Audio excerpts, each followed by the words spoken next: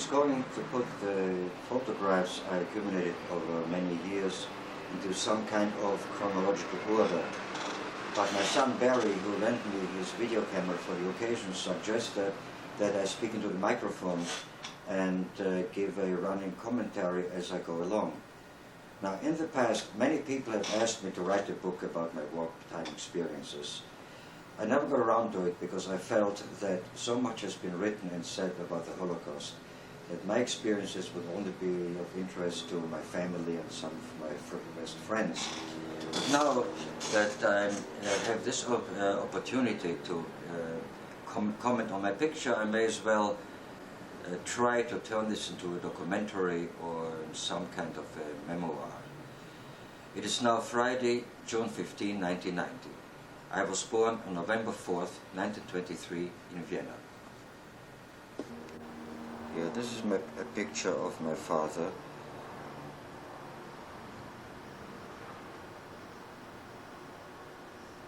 And here, this is my mother.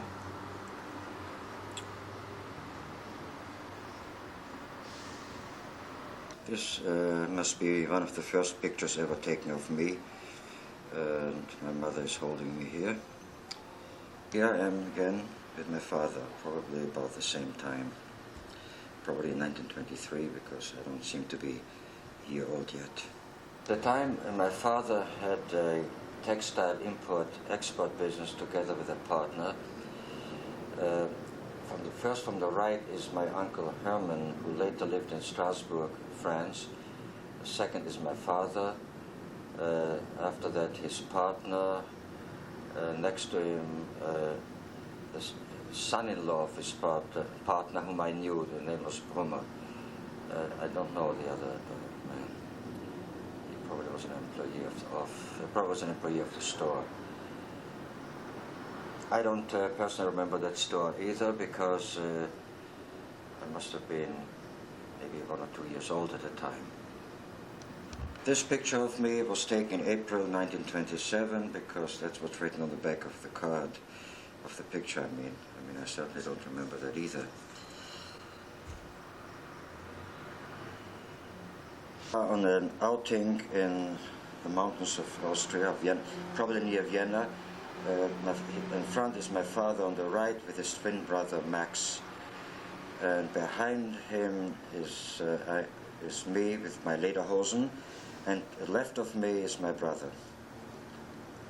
Probably on the same outing, my father is not only, he probably took the picture. In the back is my uncle Max, next to him his daughter Ida. In front, from left to right, is my aunt Frida, Max's wife, my brother, my mother, and myself. To finish the mountain series, here is my uncle Max, again with his lederhosen, apparently on top of a mountain, with his rucksack and his walking stick. He certainly looks like a typical Austrian mountaineer. A family picture from Vienna. As far as I can tell, it's probably in the Stadtpark, or it could be the Prater. Front is, left to right, is my cousin Lily and my brother. Behind them on the left, my uncle Herman, France, my aunt Zilla, who later went to Israel, Uncle Max. In the back, it's either Dora or Mala. They seem to look alike, and I don't remember at this point. And next to her, my uncle Ignaz.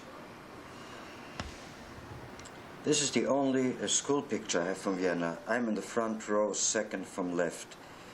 I don't remember the names of any of the others. Unfortunately, that was the only picture we ever took. It wasn't like here that you take a yearly class picture. I wish they would, and I wish I would know who these people are. This is a bar mitzvah picture. I still remember that suit because it was the first time that I wore long pants in my life. This was taken in the Prater. Here is another bar mitzvah picture. Apparently it was used for some kind of an identification. I see there's a number on the right side. I don't remember exactly what it was for. This is a picture of Bad Fischau, which was a summer resort, and we usually went there every summer. It was a lot of fun. On it you can see my parents and my... This is my uncle Herman and his wife, my aunt Friedel. This picture was taken in Strasbourg, where they lived at the time. Uncle Leon, who also lived in Strasbourg. Leon was very helpful throughout the war and later on, as we shall see in the course of the story. The wedding picture, obviously, of my Uncle Max and my Aunt Frida. In 1989, Barry went to Vienna as part of a group of about 100 children of Holocaust survivors, and he was welcomed. It was the Austrian welcome service, and his hosts were Franz and Susanne Seifert. Susanne took him to the house where we used to live, and here she is in front of number 10, Kustozergasse. Here is the buzzer system, which shows the names of the people who live there at the moment. This is the corner of the street. Barry is pointing into the direction of Kustozergasse. One of the first things the Nazis did was try out of our apartment, because the son of our janitor, who was who was a Nazi, a long time standing, wanted our apartment, and we had to move out and go to sublet a little room or something. Temporarily, we had, as a result, we had to sell everything, all our furniture. I still remember a grand piano I used to play on, I used to take lessons at least, and we practically gave it away for nothing, because in those days it was very hard to sell anything anyway. This is the elementary school I went to on the Kolonitzplatz. From there I went on to high school, and as I finished 5th grade, also in summer of 1938, I was thrown out of school. I was really heartbroken, because at that point I felt my world was coming to an end. All the plans I had made to go to college, I was always interested in science, and having a career obviously came to an end. It was over forever. Here's Barry in front of the playground of my first elementary school. Immediately tried to leave the country, of course, and our first thought was to go to Palestine. My father had relatives there, a sister and a cousin, and we tried everything to get the papers. In the meantime, my uncle Ignaz applied to the American embassy to get a visa to America. And they also advised my father to go there and look for to register for a visa. My father went, but unfortunately it was closed on it was Saturday and it was closed, since he didn't realize that in America one only works 5 days a week. He later got busy liquidating his business, and by the time he got around to register, which may have been a week or two later, half of the Jews, at least, of Vienna had registered, and at this time he was told that the quota would take now 2 years to wait. However, this of course did not wait that long. On November 10th, 1938, in what later became known as Kristallnacht, my father, his 2 brothers, and most of the Jews of Vienna were arrested and sent to the concentration camp of Dachau. The Gestapo let it known later on that they would be released if anybody who can prove that they can leave the country almost immediately. Uncle Max, who had no other possibility of immigrating Palestine or America, as a result went to Shanghai in China. Shanghai was about the only place where one could go without a visa. All one needed was a ticket on a ship. I was still hoping to get to America or Palestine, which at this point became very difficult because the British, under Arab pressure, had almost closed the country. But we didn't want to go too far away, and my mother was able to get a tourist visa to Belgium. Apparently a consul in Italy was selling these visas, and all you had to do is send your passport with the required money in, and you got the visa. This is a picture after my father was released from Dachau, and in February of 1939, March 3rd, I think it was, 39, we went to Belgium. On arrival in Belgium, we all got this paper, which in fact is an order of expulsion, and tells us and says that I am required to leave the country by August 1939. However, it was not taken seriously. I mean, the Belgians, I think under the instruction of the king, were very tolerant at that time, and they renewed those papers as it was required. I don't think anybody was ever sent back. While we were still trying to get to America, we needed a certificate from the police, and here is a paper from the police in Vienna testifying that I don't have a criminal record, which this was apparently required to get an American visa. A paper from the Belgian police which also says that there's nothing, and I don't have a criminal record. In Antwerp, actually, because I tasted freedom again after having gone through a year of Nazi occupation in Vienna. And here's a paper document from the school I went to for a short while. I had a little problem in the beginning understanding the language, but before long I spoke fluently Flemish, which is the same as Dutch. ID from the school where I went to, which gives my Belgian address, and testifies that said that I'm in the first grade of that school. I went to a camp in a town called Exarde. It was some kind of a camp for refugees with the purpose of where you can learn a profession. There were young people from 16 to, I don't know, 25 or so, and I stayed there for a while, starting to learn electricity till May 10th, 1940, when the Germans invaded Belgium. At this point we were told to run for our lives, and we all left. We went to the railway station. Supposedly there were some trains, but the trains never came. We were later promised trucks. The trucks never came. We ended up walking for about 2 weeks to the French border. At that point, of course, we threw all our luggage away. I couldn't carry a thing anymore. I just had what I was wearing on my By the time we came to the French border, the Germans had broken through to Calais, and you could no longer cross over. We continued therefore to walk towards the coast, hoping to be able to reach a British ship, which apparently, the ships were still at that time off the coast of Belgium. We walked first of all to Ostende, which was a resort on the Belgian coast. When I got there, it was being bombed. That was my first experience really of a heavy bombardment of the war, I should say. The whole town was bombed to rubble. In fact, a bomb hit the building I was in, and with smoke around and all this, and I really thought at that point that I'm going to die. However, I came out alive without a scratch. The building half collapsed. There was smoke all over, but we survived. We continued walking.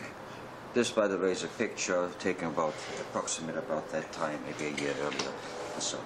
We walked, again, hoping to catch up with the British, and we walked south toward Dunkirk. Of course, I didn't know at the time what Dunkirk meant, but we ended up at a town called Nieuwpoort, which was on the Belgian coast, very close to the French border. We did see at that time ships off the coast of Belgium. We arrived in Nieuwpoort.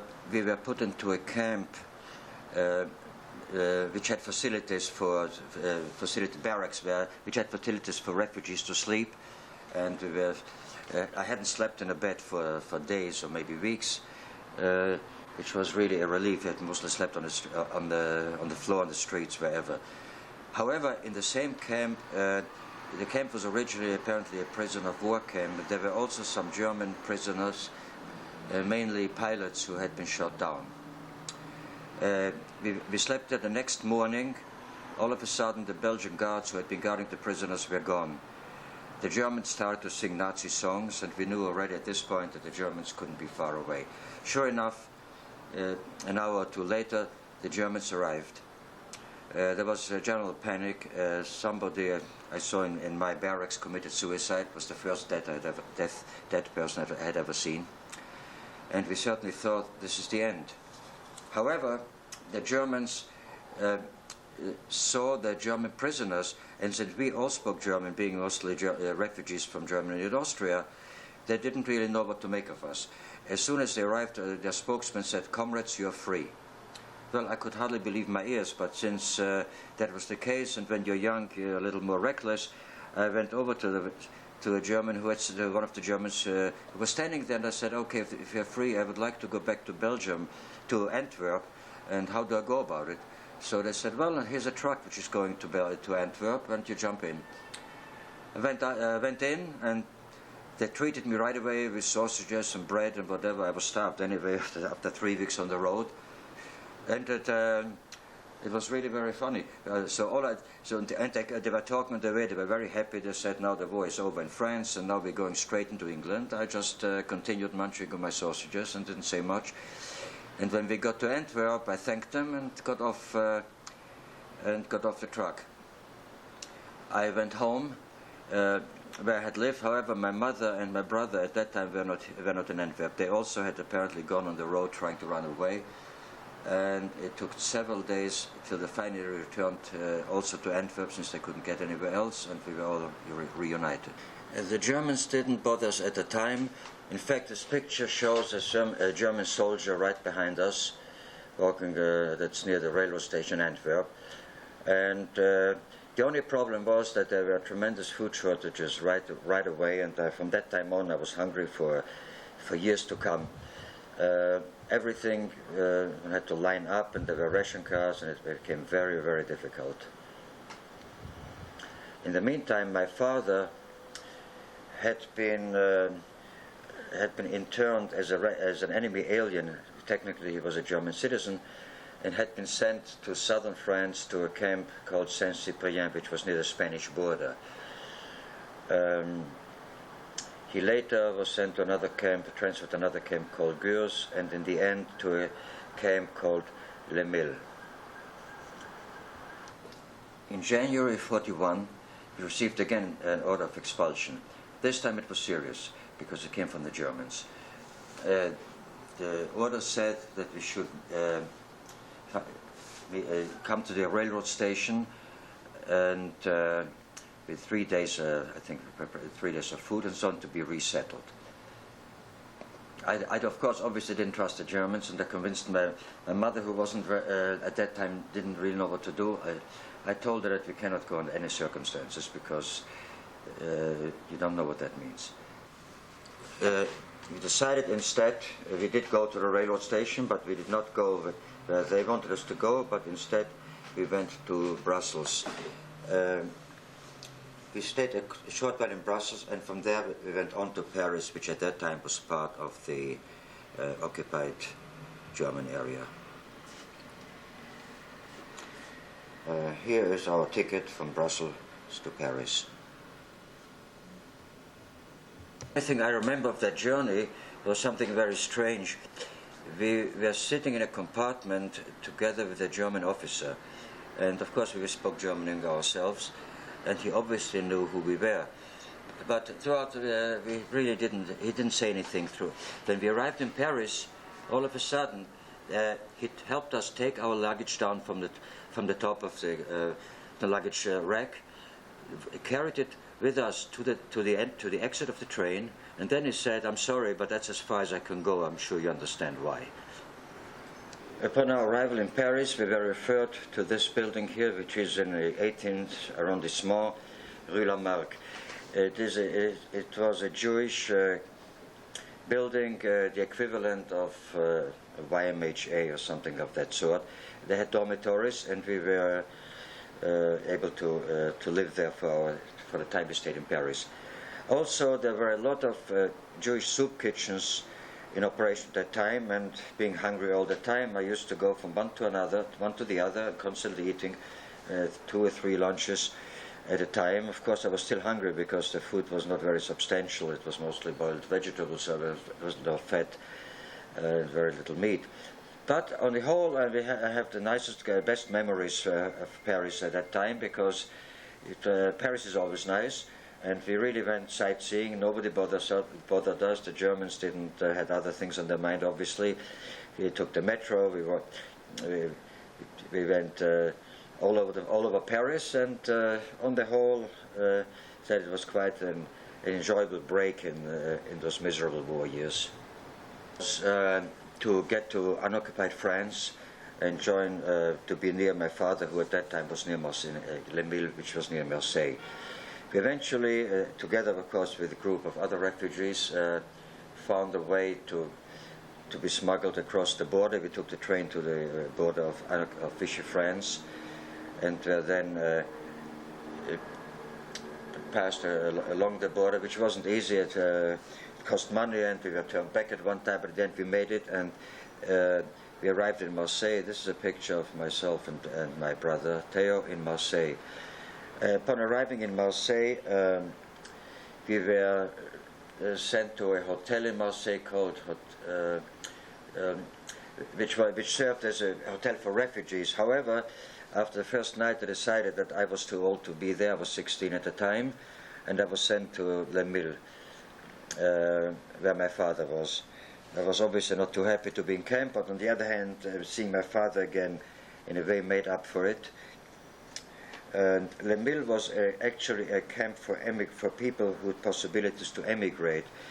And since we at that time were still, it was several years later, still waiting for the American quota, we were allowed periodic leaves to go to Marseille to go to the American consulate.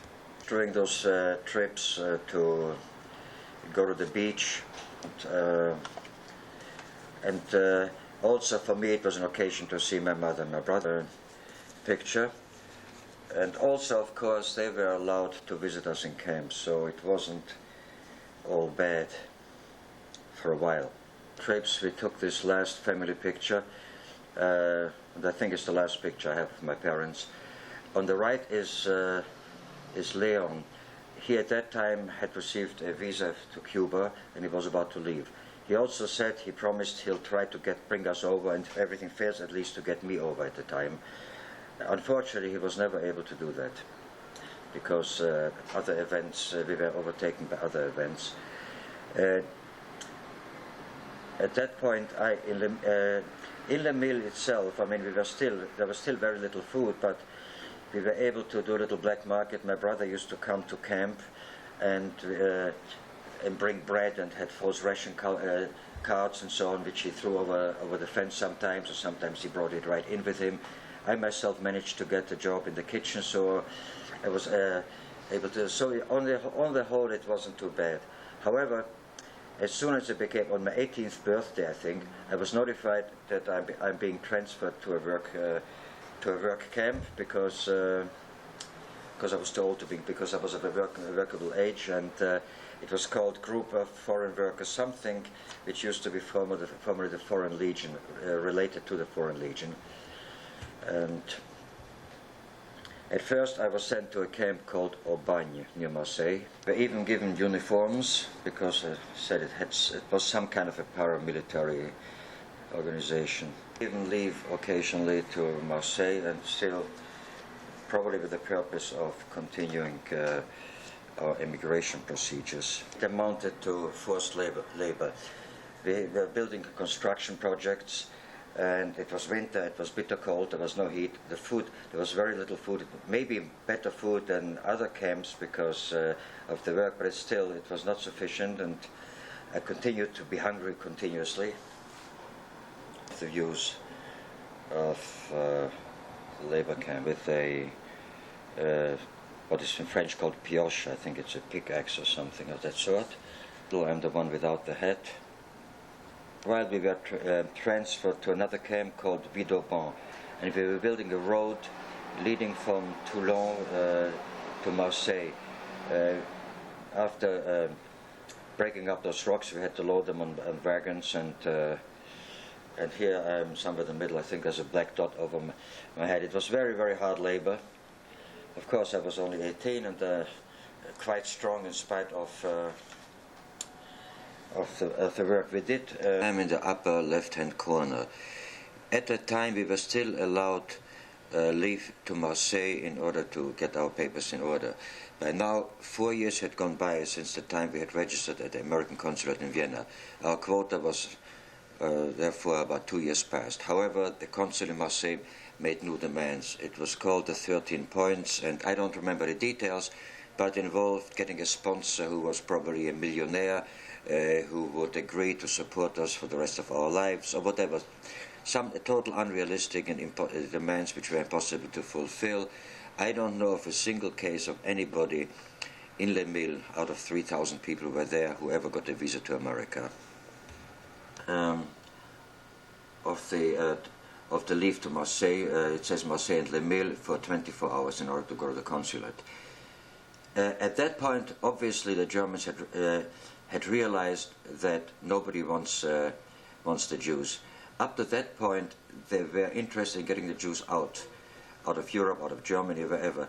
As a matter of fact, they even deported all the Jews from the Baden area of Germany to Vichy, France, and they were with us in camps. From there, they were free to go to any country where they wanted to, but no country obviously would let them in. So therefore, the Germans at this point in 1942, or maybe a little earlier than that, had decided that nobody in the world would care if they killed all the Jews, since nobody wants them anyway. On August 1st, I received a 10-day leave. In those camps, we did get, after 6 months of hard labor, we did get 10 days of leave because there was no danger of anybody running away. You couldn't go anywhere without identity papers or ration cards, or France, Vichy France especially, being a police state, you wouldn't last a day. So therefore, I got 10 days leave, and I was really looking forward to it. It was the first break I had in those years of camp, of a vacation, and I was hoping to go to Marseille and enjoy myself. However, the same day, a few hours after I had arrived, I received this telegram, which said, in fact, that my vacation is cancelled and I have to return immediately to camp. I was really heartbroken, and to this day it bothers me when I think about it, because after all, bad as all this was, couldn't it have waited another 10 days and let me enjoy my vacation before the rest of the horror started? Anyway, I returned immediately, went to camp, and it turned out that we were supposed to be sent to a labor camp in either occupied France, German occupied France, or Germany, to work. And most people wasn't that upset about it, because there was a precedent. People had been sent to work on fortifications in occupied France and returned, and they said even that the food was much better than what we was getting, so nobody realized, never thought of any particular danger. Of course, I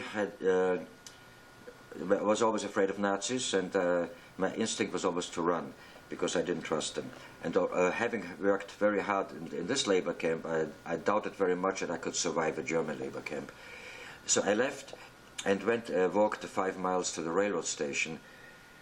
On arriving there, I was arrested promptly by the local gendarmes who were patrolling the railroad station. I showed them my paper. I still had my 10-day leave in my pocket, but they said they called up camp to verify if it's still valid, and sure enough, they were told that it was cancelled. Therefore, one of the gendarmes pulled his gun and put handcuffs on me. So I tried to explain to him, we are being sent to Germany. So he said, so what? The Frenchmen are also sent to Germany. I said, yes. I had nothing to lose at this point. I'm a Jew. The Nazis will kill me. I got no reaction from him. He put me in a dark cell, solitary confinement. I don't know for how long, several hours. It seemed forever. And then when I was let out, I found that the rest of my camp had arrived also at the railway station, and we were all brought to Les Milles. I was still in Les Milles, and the next day my mother and my brother arrived from Marseille. Apparently all the Jews from these hotels were rounded up by the police and brought to the mill. Of course, it became to me quite obvious that this was not a question of being sent to work in Germany, because after all, women and children could hardly be used. I had decided immediately, of course, to run away again, and since I had been brought to the mill in handcuffs, I was some kind of a local celebrity among my peers, and a lot of other boys my age asked me if I had any advice what to do. Well, I told them to get out. I had one plan. which worked apparently later on. The mill was a former brick factory, and there were a lot of underground passages and cellars and so on, and they suggested that we should, a few of us at least, should hold out, hide in the cellar, and at that point, as soon as the people are sent away, probably the police will be sent away too, and we'll go with them, we'll be able to get out. It so happens one of my friends, by the name of Gruber, did exactly that. I met him later in Marseille, and he had hid out for 2 or 3 days, and then came out and crawled through the wire. However, I had other opportunities. At first, I volunteered to bring in water from the outside of camp, and I hoped to be able to run away then. It proved impossible because the regular guard had been reinforced at that point by about 100 or so French guard mobile. There were special units in black uniforms looking like SS men with rifles and bayonets and so on, and they were guarding the camp. I couldn't get away. On August 10th, however, 2 buses arrived in camp to take out children under 14. It seems that the French government had decided to let these children out. It was the only time they ever did it. A short time later, they deported everybody from babies on. So my brother was among them, and I went to see him off. He went into the first bus, and as he came in, I walked around the bus to look in through the window, probably to wave to him or something. And at that point, I saw the second bus standing right next to it. Without thinking, I jumped in and hid under a seat. Shortly afterwards, the bus was filled with children, and both buses left the camp. Outside of camp, they stopped for a few minutes. I don't know how long, but it seemed like the longest minutes of my life because I thought they had discovered that I was on it. But it continued without incident after that, and as soon as the coast was clear, I climbed out from under the seats. The local Osé representative got very upset in seeing me. He said, I'm jeopardizing the children, and I shouldn't have done this. Anyway, before the bus reached their destination, which was one of the children's home, I think, they stopped. He asked the driver to stop and told me to get out before we got there, which I did. I later went to the office. They told me I could come there just for a few minutes if the coast is clear, and they gave me some money and an address to stay for one night and told me to come back the next day. This picture was taken in Marseille, I think the day or the day after I had escaped with another boy who was outside. I think he was out in camp. I had never been in camp, but he was also on the run. The interesting part about this is that the clothes I'm wearing here, that suit and the one shirt, was all I owned because I had just jumped on the bus the way I was, and these are all the clothes I was to own till the war was over. For a while I was walking the streets of Marseille, always in danger of being arrested by the police, who was everywhere. Every day or so I went back to the committee, and they quickly gave me an address where to stay overnight, and maybe sometimes I think it was 20 francs, just enough money to get by for the day, and some ration coupons if they had them. I also saw a list of people who had been deported on August 11, the day after I had escaped. My parents' name was on it, and underneath was my name with a question mark or an asterisk or something, and I was very proud of that fact that they never figured out what happened to me. It became very, very difficult. At one time we were hiding. At that point there were already more of us because everybody was on the run, people who had been in Marseille originally and had escaped the police roundup. We stayed in a monastery called Notre Dame de la Garde on the outskirts of Marseille, and the priest took us in for a couple of days. And then the Osé, the Jewish committee, made it possible for a few of us to eat in Rotterdam's children's camp, to eat lunch there. And we did it in a courtyard outside. They served us lunch, and we always had to be on the lookout in case of trouble. And sure enough, one day I was sitting out there having lunch with a group, including one of my friends who now live in New York, Irving Holbright, when the police came in. We quickly ran and jumped over the wall. I think they caught one of us, and I disappeared in the woods and stayed there. In fact, I slept there overnight in the woods. It was pouring with rain. I got totally soaked. I hardly closed the eye. In the morning, I just hung up my shirt to dry and put it on again and continued walking. Eventually, the committee came up, the OSE probably or some other organization came up with a plan how to temporarily find shelter for us. They had made contact with the French Boy Scouts, and here I am on the left in Boy Scout uniforms. They collected Boy Scout uniforms from them, also with tent and equipment, and sent us camping in the outskirts of Marseille. One could still not go to the railroad station, which was full of police. We stayed there for a few weeks. It was rain till it started to rain, but it seemed all right. I mean, we were covered really by the French Boy Scout Catholics who had papers. Our group leader was was a legitimate French Boy Scout, and one day I remember we bought from a farm. We bought a small pig which we killed and ate, and it was the best meal I've had in ages. I later met a friend in Israel who was with me then, and he said, if I remember those days, camping days, especially the day when we ate the pig, I said, sure, how can you forget a thing like this?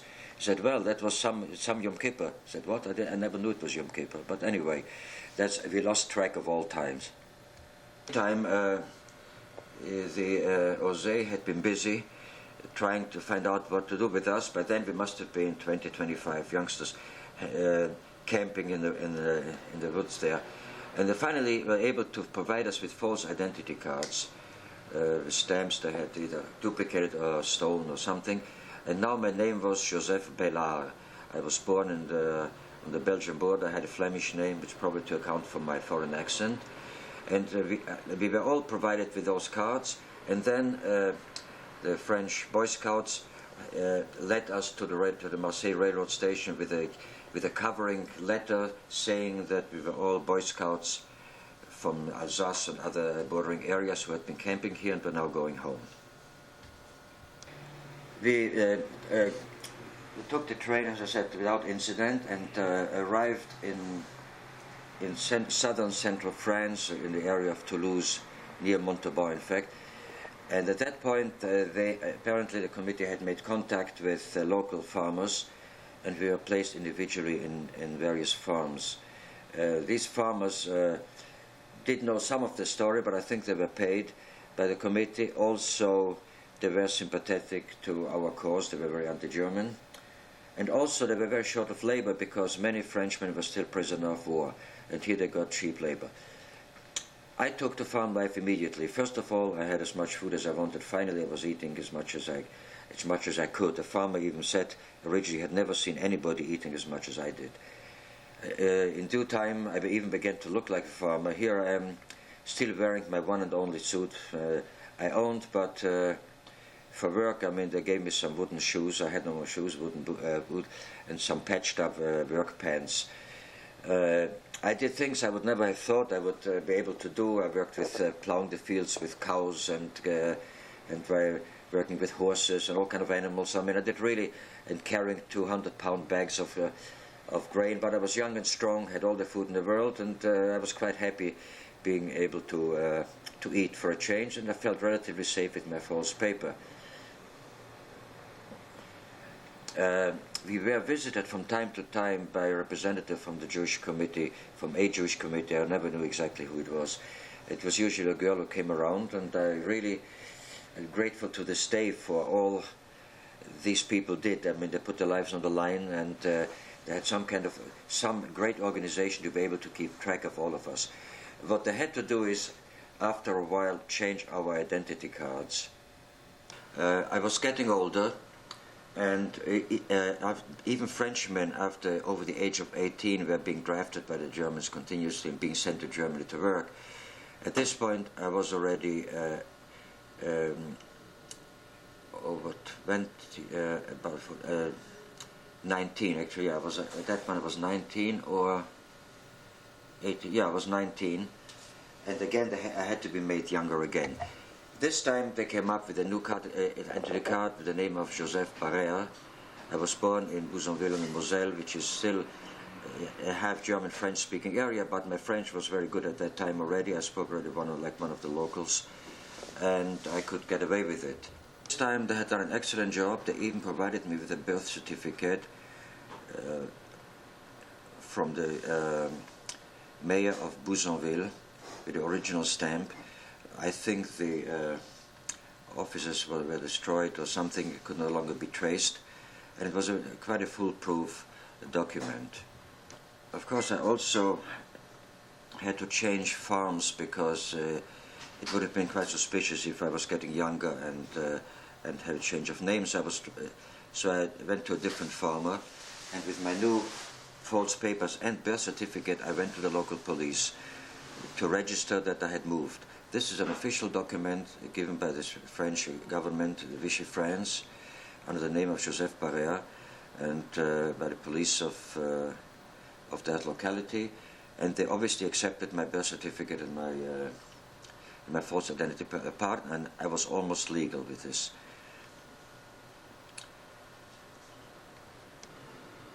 In fact, I was even drafted by the police, like everybody else in that area, to guard, to keep watch on the railroad at certain hours against the French underground, which I was to join shortly.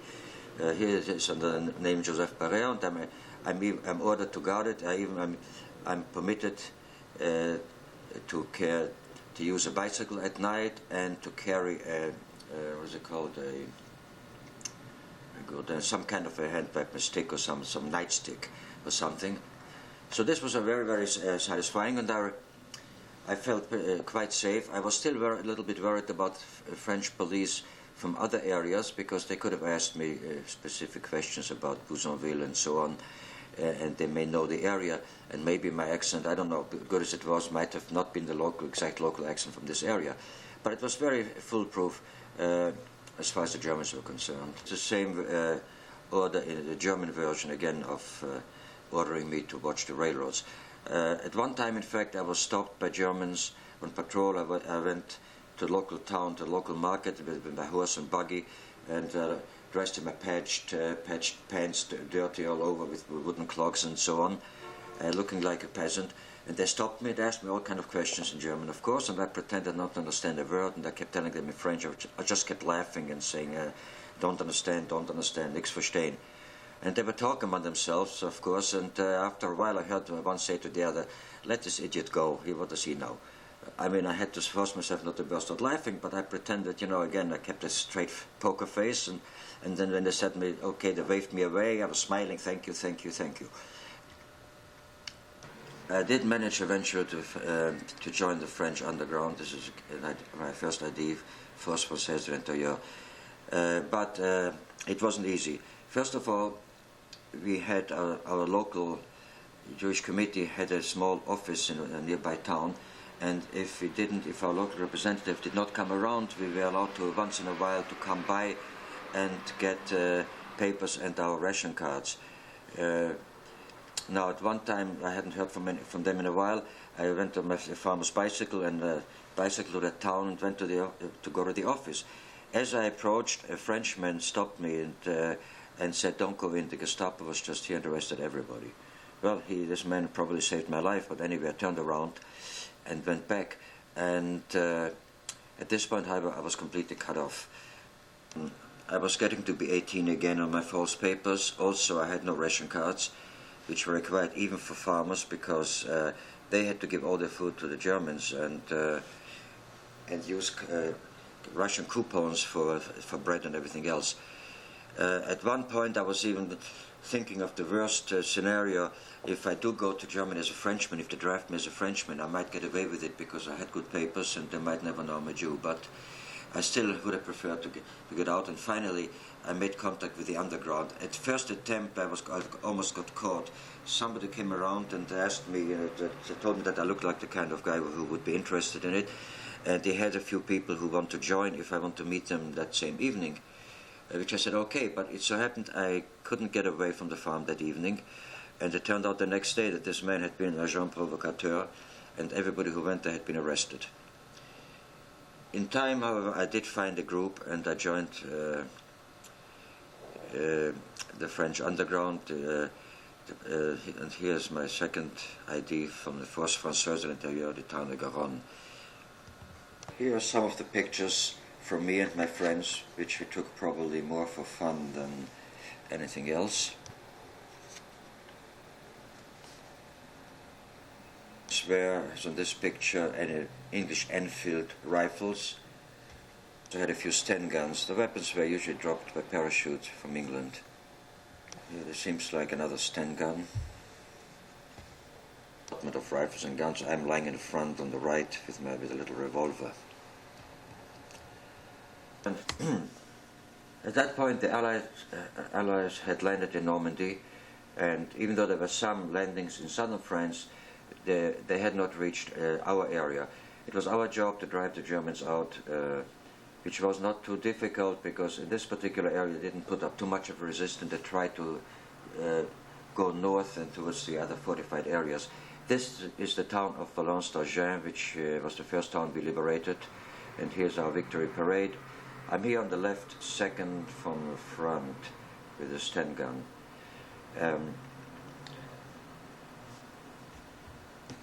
Some pictures are from this about this time, since it covers, I can see on the picture, summer and winter scenes. I don't remember at what point they were taken. Here I'm with two friends. Most of them were farmers. The one kneeling in front was a Polish farmer. The one on the right was an Alsatian German-speaking guy. And even so, these people are usually anti-Semitic. I was very good friends with them. And obviously we were very, very friendly together.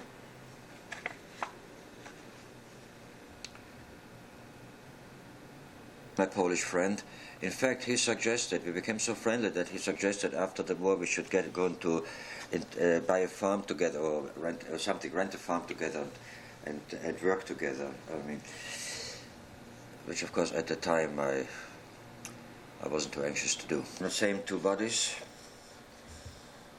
another assorted group of people in the underground.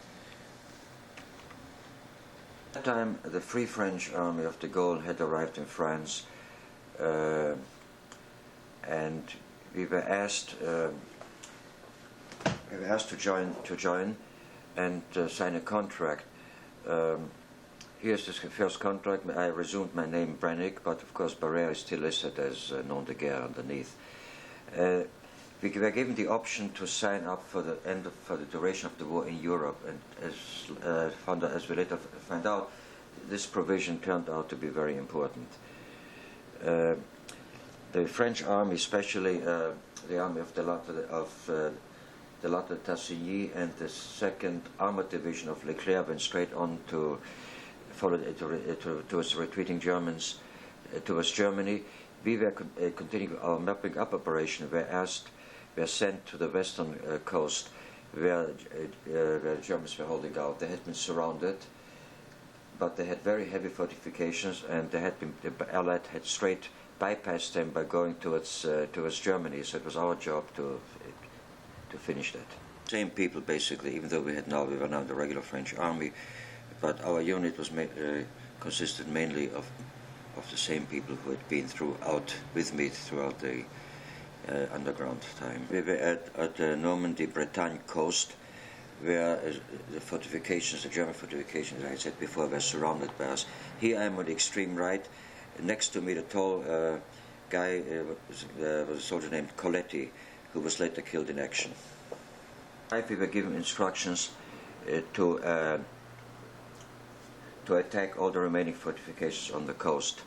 And on April 18, 1945, we attacked the town of Soulac-sur-Mer and the area of Point de Grave. The French Air Force dropped these leaflets on that day, first thing in the morning, which asked the German officers and soldiers to surrender, and being threatened even that if they don't surrender, they will have to face the Senegalese who are lined up on one side of their village, of their town, and fortifications, bunkers. Of course, they did not surrender at that point, and the leaflets were followed by heavy aerial bombardment, and then in the morning of the 18th of April, we attacked. In all the time I had been in the army, and that's before, including my later time in the army and fighting 2 years, fighting 2 wars in the Israeli army later on, this one day probably was more difficult than all of it combined. We were advancing on the one main road to Soulac, Soulac-sur-Mer. the Germans had all the heavy artillery which they had used to guard against an invasion from England, mortars and everything. They were not turned on us. All the land around the main road was, even the main road, but everything was mined. Just the main road had been cleared by sappers, so we could only stay on the road. One officer went off the road and side had promptly 2 legs blown off. So we were under constant bombardment. And the way we advanced was, we got the order advance, and then as soon as we heard a sound, we were given the order to take cover, and we usually jumped into the next shell hole. At one point, I jumped out from one hole and went to the next one, and of course people behind me took my hole. Among them was Coletti, whom I'd mentioned before. He went into the hole I had just left and promptly was killed by a direct hit. As we arrived at the outskirts of Soulac, we were about to storm the city, but then we were held up by snipers who came from over roofs, trees, whatever. At one point I was about to get into town. I was climbing over a railroad, it was an elevated railroad hill, so to speak, and I was pinned down between the rails on top of the hill by sniper fire. People, you never know how you would react when you think your life is done, when you think you're facing death. And I didn't expect my reaction either, but instead of fear, I just got angry. I was absolutely furious, in fact, because I said, here I've survived the war. I have not, the Germans never caught me. I never went to concentration camp. Now I'm going to die at this point. I was mad as hell, but laying there, it wouldn't have worked. I would have probably been shot, so I just jumped up and rolled down the hill into the town, took out my gun and started shooting. I don't know what I was shooting at, but when I finished, I mean, the gun barrel was hot. And then it had quieted down, and somebody who was nearby said we had just killed a German. We took credit, both of us, so to this day I say I killed half of them because there was one dead German lying around. At that point I advanced into town, and 3 Germans surrendered to me. They came over with their hands up, quietly, and I told them in German to line up against the wall and hand over whatever they have in their pocket. Hearing German for some reason shook them up. I don't know why, but they became extremely scared and gave everything. They had money, whatever, handed it to me, which I took happily. And then one even said, "Oh, you forgot this," and he handed me a pack of cigarettes he had in his pocket. It shows good German soldiers following orders. We rounded up all the other prisoners. At this point, the Germans surrendered because the battle was over. They had nowhere to go anymore. And as we arrived in the market in the central place, there were all girls waiting for us with flowers and kissing us and whatever. And I still remember one girl coming over to me, have a look, about to kiss me. Then she had a look at me and seemed kind of hesitant. Then she kissed me anyway. But later on I realized why. When I looked in the mirror, I looked absolutely terrible. My face was black from gunpowder with streaks of sweat flowing through. I looked like a terror. This is a certification, it's some kind of citation which all those who participated got, which said that they participated with honor, and on April 18th in the liberation of Soulac-sur-Mer, which is some kind of a recommendation or something. After the Battle of Soulac, we moved east towards Germany. This picture was taken leaning against a army truck. This village, the war damage is quite clear, like in the roofs here, which had been shot. Village here, I'm in full uniform with rifle and helmet, apparently on guard duty. Probably the same place, same day. Alsatian friend Meyer and the former French defense line, the Maginot Line. Friend Meyer, same place, off duty. The German border, douane française, which means German customs, French customs, I mean. Here again, French customs. At that point, the war was almost over, or I don't remember if it had been over, and we moved to the French zone of Germany as occupation troops. Interesting enough, at that point, the Free French, the Gold, I forgot, they were totally American equipped. They were wearing American uniforms. We, of course, were wearing all kinds of whatever police uniforms, anything we had, that the army could find for us. I had a little money, especially including what I took from the Germans, so I thought I can afford a little luxury, and we had at that point made contact with Americans. The Americans were selling everything they could. Now, I remembered enough high school English to ask how much, and I also understood how much the prices were when they asked me. So I bought myself an American uniform, and this one I'm wearing here is, except for the French hat, the rest is all American, which I was quite satisfied with. One day, an officer of my regiment approached me and said, "You know, there's something wrong if the soldiers are better dressed than the officers. Maybe you can also get me an American uniform." So sure enough, I bought him one. I even made a little profit on the transaction. From that time on, I was in business. Since everybody wanted uniforms, the Americans sold everything they could. At one point, I remember an American major who sold me his jacket, insignia and all, just right off his back. At about this time, the army needed, of course, people who spoke German, and obviously German is my native language.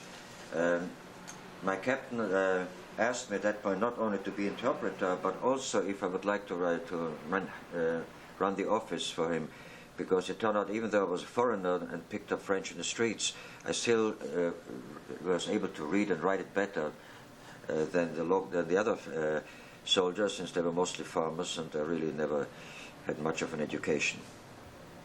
I even got a small promotion, which didn't mean much, but after all, I was a foreigner, and that was better, the best I could do. Enjoyable time, and we felt like kings. At that time, the Germans were very differential, of course, and anything we demanded, we got from them, and I had quite a good time. Eventually, the man on the right of me, his name was Joseph Behar, we called him Jojo. He was a French Jew of Turkish origin who lived in Paris, and we were hidden in neighboring farms during the war. He later was with me in the army. I lost track of him, and I'm sorry, because he was a very, very good friend, but he went back to Paris when the war was over, and I lost all contact with him. Here again, don't remember where it was, but certainly seemed to enjoy ourselves. That's July 14th, French national holiday, 45. At about that time, I had received an order in my office. I usually got the mail before my captain, which said that since the war in Europe was over, that we have a choice of either leave the army or sign up for the rest of the war. And of course, the war was still going on in the Far East, Indochina, which later became the Vietnam War. I had no interest in going to Indochina. There were very few people who stayed on, and I started being in charge of the office. I started mobilizing everybody. I tried to drag it out as much as I could. Everybody was happy to go home, and I realized at that point I had no home to go to. My brother was in Switzerland. My uncle, I had one uncle was in Cuba, one was in America, but as far as also had an uncle in France, but I was basically alone. I really had nowhere to go. And at that point, it really hit me that even though the war was over and we had won and everything is supposed to go back to normal, but it didn't. For me, the world had collapsed, and it would take a long time till I was able to build it up again. So, after I had demobilized almost everybody else, I had no choice but to demobilize myself. My captain was very sorry to see me go, but orders are orders. I was in a position to fill out my own papers. I gave myself a 40-day vacation, paid vacation, which was the maximum one could get. And the most important thing about this piece of paper is that it entitled me to free travel anywhere within the French railroad system, including, of course, the occupied Germany and Austria. In fact, I took a few blanks forms with me, and I was able to renew them as needed. I can see that the first stamp on the upper left-hand corner is from Saarbrücken, which is in Germany, the French zone of Germany. I did spend the next 40 days, maybe more, really on trains. I went to Montauban, where my uncle lived. Here Uncle Herman Senior had been a French citizen and therefore was drafted to the army when war broke out in 1939. He was taken prisoner and was in a German prison camp for a while, and was later, when all the French prisoners of war were returned, he was returned with them. They obviously never knew he was Jewish, so he had returned, and he had survived the war as a result.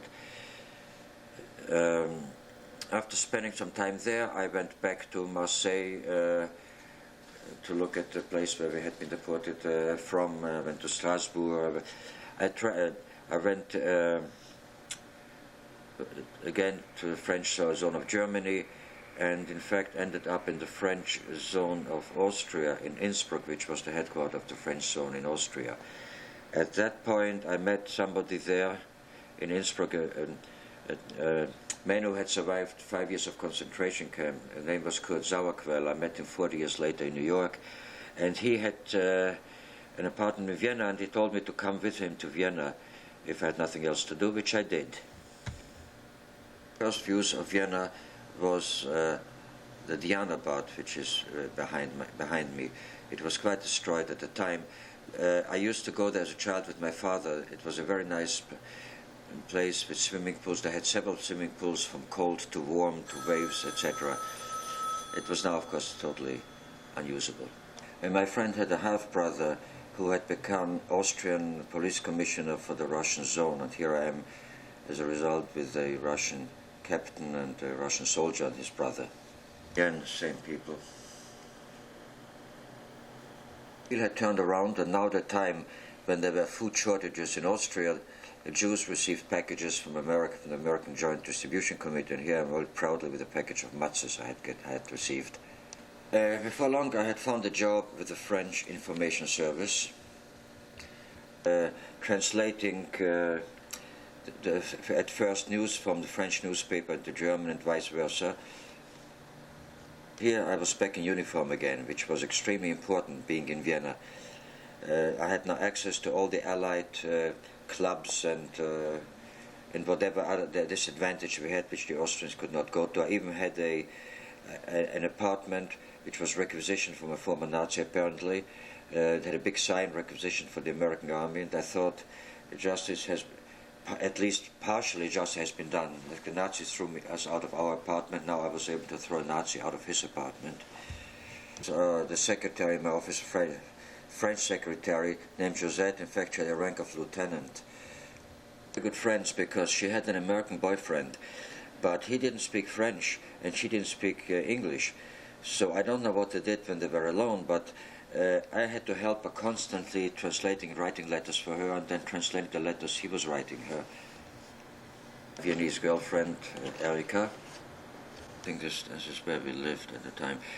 I mean, sometimes I wore civilian clothes or military clothes according to need.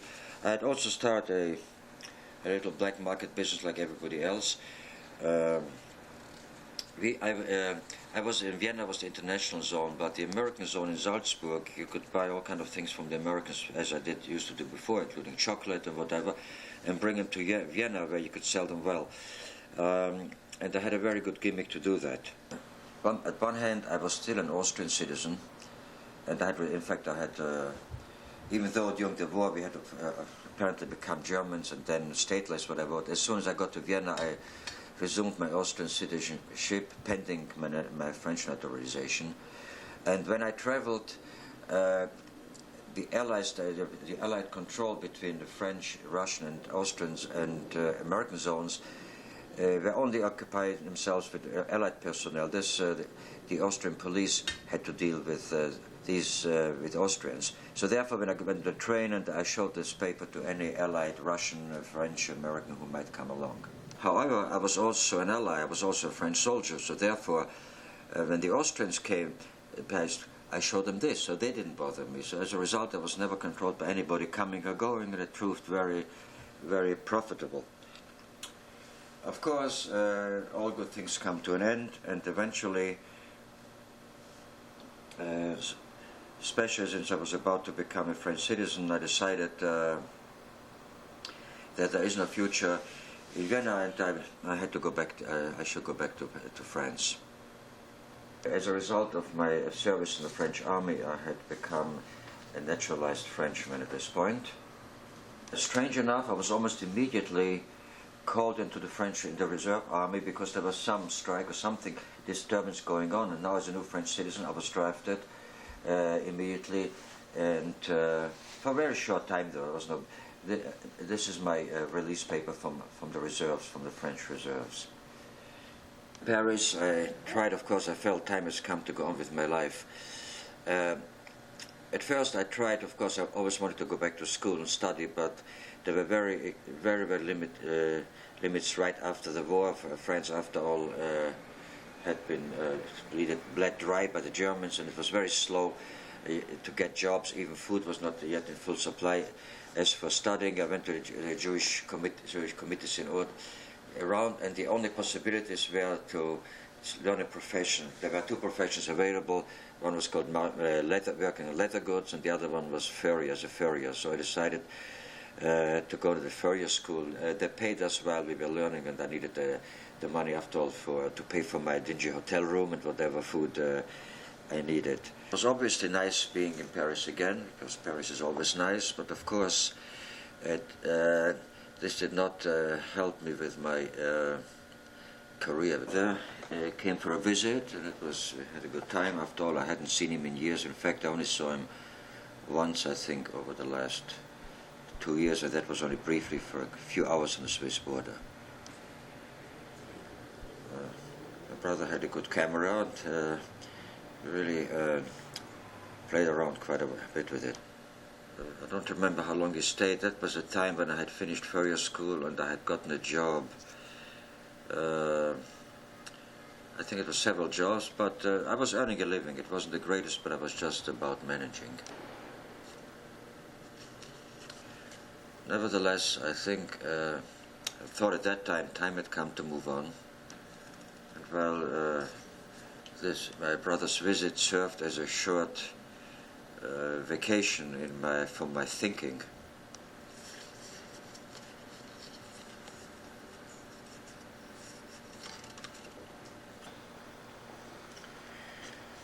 The fact of not having any family with me at the time, and even though I was already 24, I think, at the time, but still I had missed the best years of my life, and I was, even though army and whatever, I was not prepared for civilian life, for life on my own, and it became more and more difficult to make a decision of what I should do. There was very little I could have done in France at the time. They were still in the aftermath of the war, which had been quite devastating for the French economy and everything else. It was hard to find jobs, it was hard to find housing, even food was still limited. And the job I had kept me going, but it was obviously, it looked like it would be years before I could really achieve anything. Most of the people I knew were in the same position or in similar position. I mean, after all, my friends were really, I should say, were probably refugees like myself, and trying very hard to make a living, but there was really absolutely no guideline, I mean, the Jewish committee, I said before, they offered 2 courses. There was no way of going to school. There was very, it looked very bleak.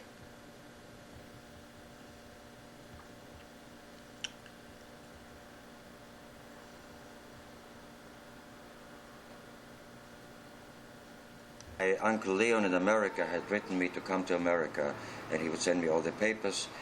I probably should have done so, but at that time I was very bitter against the United States. I felt that my parents had died because the American consul in Marseille would not give them a visa, even though their quota was up. Now all of a sudden the borders were wide open, and everybody was coming to America, besides Jews and refugees, German Nazis, Ukrainian Nazis, German scientists. I felt, where were you when we needed you? Also, at that time, the Arab world had just attacked Israel, who had just been created. And I got very angry about it. I felt the war is over, 6 million Jews had been killed, and now here again Jews are being killed. And I decided at that point to join the Israeli army. I felt that with my military background they would need me. And I have always liked European rivers and bridges, the bridge to go over it. And standing on this bridge overlooking the Seine may be the appropriate place to finish the second chapter of my life, which covers the years of the war and its aftermath, 1938 to 1948. More has happened in these 10 years than all the rest of my life combined. Everything had changed. The life as I expected it as a youngster was gone forever. Things will never be the same again. I had lost the best years of my life, and as much as I tried, I could never really recapture those years or make up for it.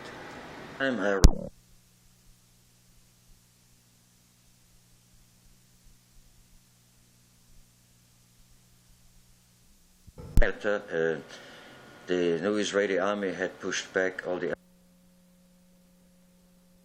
territory. Here I am standing on the beach of Tel Aviv. The background is the ship Altalena, which was an Irgun ship and had just been sunk by the Haganah.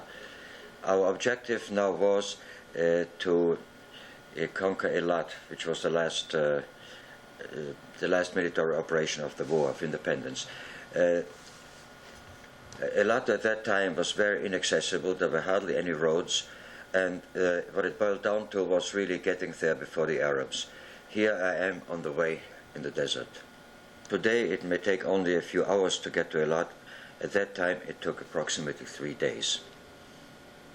Today Eilat is quite a big town.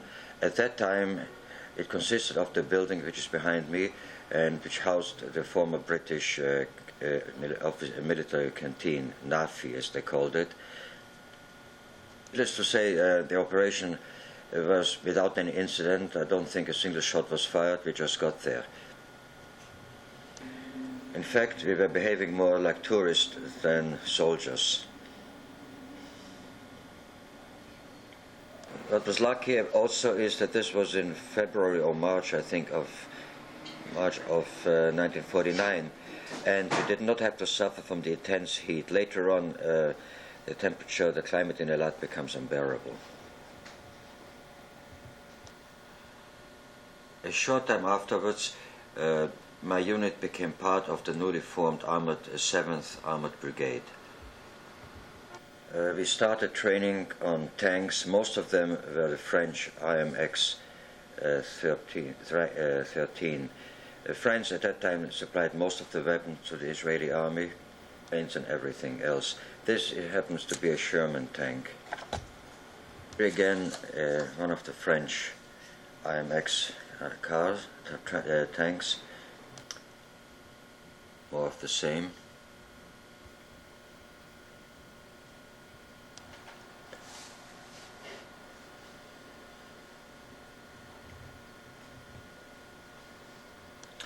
I am on top of a tank, not clearly visible, but I'm the first one here with a tank helmet, whatever it's called, during the Independence Day parade in Ramleh. Later I was sent to school to train for supply officer. This is in Sarafend. One time Nasser and the Egyptian army had occupied a demilitarized zone in the Sinai bordering Israel. The army was quickly sent in, and as supply officer I was in charge of sending supplies by light plane. Here's a Piper plane for reconnaissance, but we also used Dakotas for transport planes, which were also used for paratroopers. Egypt under Nasser had been threatening to attack Israel for quite a while now, and after Nasser nationalized the Suez Canal and made other threatening moves, we attacked in 1956 in what became known as the Sinai Campaign in Israel and the Suez War, I think, in the rest of the world. Here I am on my way in the Gaza Strip, in the Sinai Desert. A friend of mine in the desert.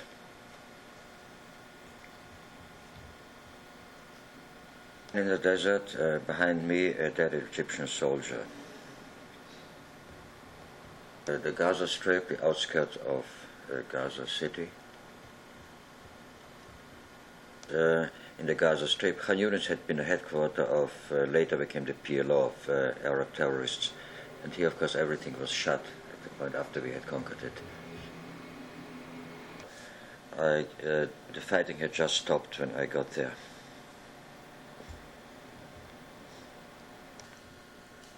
An officers' club in El Arish, which is in the middle of the northern Sinai.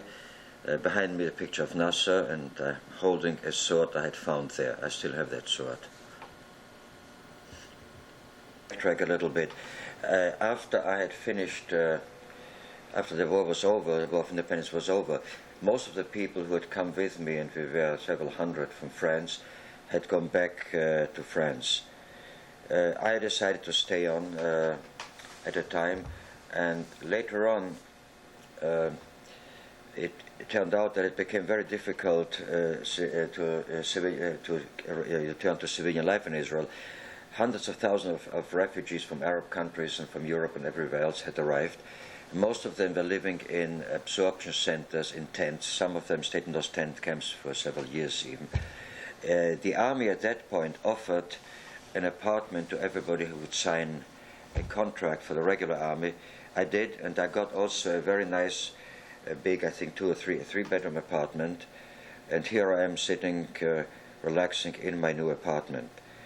It would all have been very nice, except for one problem. Due to the strange parliamentary system that Israel has, and which is in existence till today, the tiny religious party had an unproportionately big power over the interior matters in the country.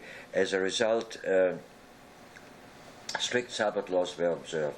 My apartment was not far, was in the suburbs of Tel Aviv, maybe a 15-minute ride. However, when I came back on weekends from the army, the country closed down. We used to get home about Friday evening when Sabbath started. We usually get army transport, which brought me to my home, and then I was stuck because there was no public transportation. Obviously, it was too far to walk to the center of Tel Aviv. One could take taxis, but not only were they expensive and unreliable, it was just very difficult, unless I had an army car, which I got from time to time. Also, all the shops were closed. I had a hard time finding food to buy or anything else. We had a 6-day working week, so when everything opened again Saturday night, it was just about time to go back. Sunday morning I had to leave at 5 in the morning to get back to camp. There was one good feature about Israel, however. My uncle Max, seen here with my aunt Frida and their granddaughter Tzipi, had come to Israel from Shanghai, from China, in a short time after I arrived, and they really became my parents for me. Max, as I mentioned before, was a twin brother of my father. Even though he didn't look anything like him, he did have the same good-natured personality. And he was really, all the years I was in Israel, like a father to me. In fact, he himself very often mentioned that I'm like a son to him. After all, he only had one daughter, and we became very, very close. If it hadn't been for them, I may not have stayed in Israel as long as I did, because I had become very disappointed in Israel for several reasons. One, of course, was that I had expected, in a way, to come home. After all the anti-Semitism in Europe, I thought I would like to be among Jews and be among my own kind. I found, however, that most of the Israelis were either new immigrants from Middle Eastern countries, Moroccans, Iraqis, Yemenites and all that. And even though they were nice people, I had some very good friends among them, but they were basically alien to me. It was like a culture shock. Their ways, their manners, their culture, their music, it was all different. I had culturally more in common with French or German and Austrian non-Jews than I had with them. The only common thing we had that we were all Jews. And then there was the original population who had been there from way before, the kibbutz people and so on. They had all come from Eastern Europe. And even they were not my kind of people. They were, for one thing, they were very strongly left socialist, bordering on communism. They made a big virtue out of, for instance, not dressing up and being real proletarian. The women used to walk around with sandals and absolutely no makeup, which didn't help their appearance. They all looked like Russian peasants. They used to dance Russian or Polish folk dances, which it were very strange to me, having been used to French, Western European culture. And also, they did not give us really the welcome home that we expected. Their attitude was, you know, it's your own fault, you should have come here before the war. And when I started to talk about the Holocaust, most people were not interested. Many people had Holocaust survivors who had come there used to say, what are you telling me? I was in Auschwitz, or I was in Warsaw, so my experience were so, which was true, so I had nothing to talk to them. And as I said before, the locals, the native Israelis, or those who had come before, again, didn't really want to hear about it. The other problem was, of course, economic. It was economy was extremely difficult. I mean, Israel absorbed like 3 times the population it had when Israel became independent. It was very difficult to find jobs. I mean, jobs were around, but they were paying really minimum wage. You couldn't even afford housing, and that's one of the reasons I stayed in the army to get an army apartment. There were no rental apartments. They had a system that you had to buy it, and it was very, very complicated. And last but not least, and this may have been a decisive factor, was the climate. I just couldn't get used to the intense heat. In the beginning, I didn't mind so much, but later it became worse and worse and worse.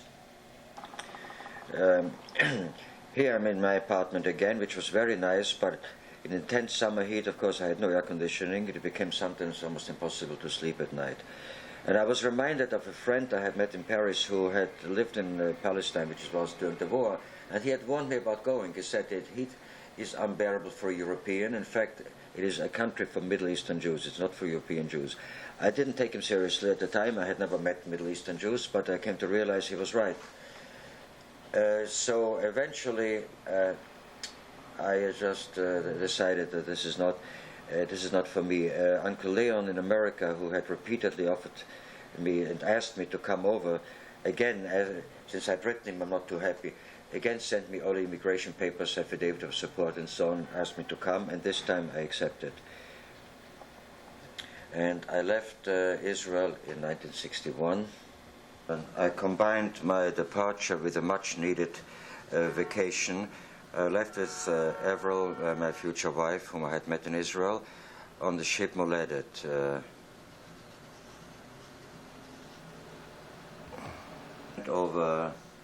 We passed Italy, Venice, Paris, and finally London.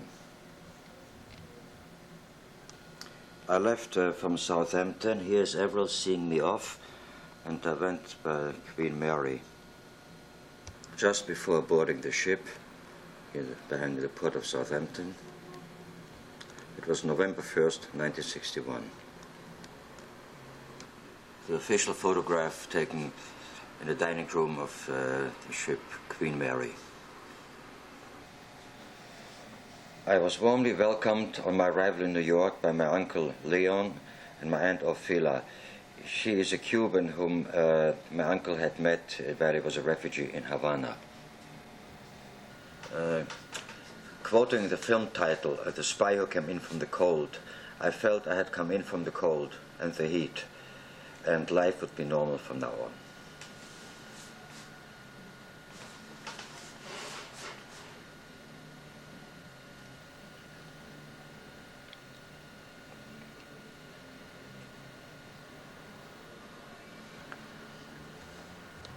Notre Dame, of course, we were really behaving like tourists in those days. C'est la République at night, Place Pigalle at night. Standing here under the Eiffel Tower, I looked smiling and happy enough, however, I was far from it. Life in France was very difficult. I lived in a small hotel. I had a little room there. Housing was almost non-existent. I wasn't really getting anywhere. I had a job which couldn't lead to much. There was no possibility of going to school, and whatever other possibilities were, I didn't know about it, because after all, I was, as I realize now, much too young to make decisions on my own. I had nobody to advise me. The only people I knew were friends who were in the same situation I was, and having no parents or relatives around at that point made things very, very difficult. My Uncle Leon in America had written me to come to America, and he would send me all the papers. I probably should have done so, but at that time I was very bitter against the United States. I felt that my parents had died because the American consul in Marseille would not give them a visa, even though their quota was up. Now all of a sudden the borders were wide open and everybody was coming to America, besides Jews and refugees, German Nazis, Ukrainian Nazis, German scientists. I felt, where were you when we needed you? Also, at that time, the Arab world had just attacked Israel, who had just been created, and I got very angry about it. I felt the war is over, 6 million Jews had been killed, and now here again Jews are being killed. And I decided at that point to join the Israeli army. I felt that with my military background they would need me. And I have always liked European rivers and bridges, the bridge to go over it, and standing on this bridge overlooking the Seine may be the appropriate place to finish the second chapter of my life, which covers the years of the war and its aftermath, 1938 to 1948. More has happened in these 10 years than all the rest of my life combined. Everything had changed. The life as I expected it as a youngster was gone forever. Things will never be the same again.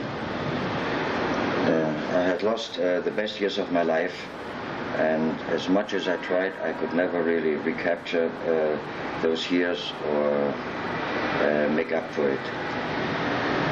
I spent the next 10 or 12 years in Israel, in the Israeli army. I fought in the War of Independence, and later in '56 in the Sinai Campaign. And in 1961, having finally made up with America, I decided to take my Uncle Leo's offer and immigrated into the United States.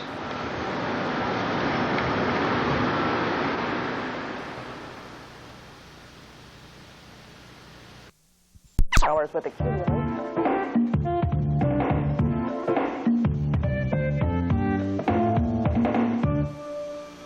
I'm Elizabeth Fenner with today's Money Magazine report. The flight out of New York is at 12:36.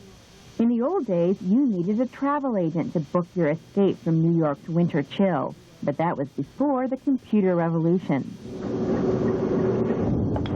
Online services are allowing millions of Americans to plan their own itineraries and save money, too. A variety of corporations are even getting into the act. Barry Brenig is the travel coordinator for Wenner Media in Manhattan, publisher of Rolling Stone and other popular magazines. Originally, we were working with an outside travel agency, and we were using Easy Sabre and then giving them the reservation, and they would basically generate the ticket and send it to us. Now I have access to all the information at my fingertips, and I'm able to generate tickets on site, as well as make all the reservations. Of course, navigating through cyberspace to book a vacation takes some computer know-how. But once you're in, you'll find everything from flight schedules to restaurant ratings. For example, subscribers to the big three online services, CompuServe, America Online, and Prodigy, can book flights and get their tickets mailed to their homes, thanks to a service called Easy Sabre. Here's how it works. Easy Sabre is an at-home version of the flight reservation system used by professional travel agents.